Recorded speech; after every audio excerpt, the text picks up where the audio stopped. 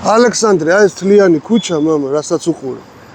არის მერაბ კოსტავას სახელობის ქუჩა, მამა. მერაბ კოსტავა არის ეროვნული გმირი, საქართველოს.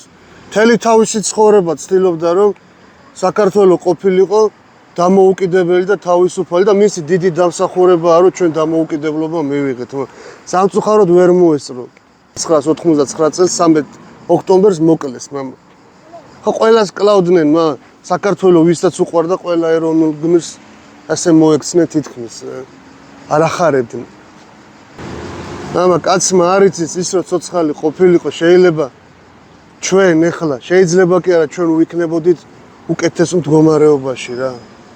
რუსთავის მერიას მიუმართავ რა, ამ დიდებული კაცის ბიუსტი ცოტა გამოსაჩენ ადგილას, აი იმ ადგილას მაინც დააყენეთ, ან რუსთავის მერიასთან, ხო, აი მოდიხარ და კუთხეში არის რა, არაფერი არ აჩანს. ის იაული გვერდს ვერს დაინახავ.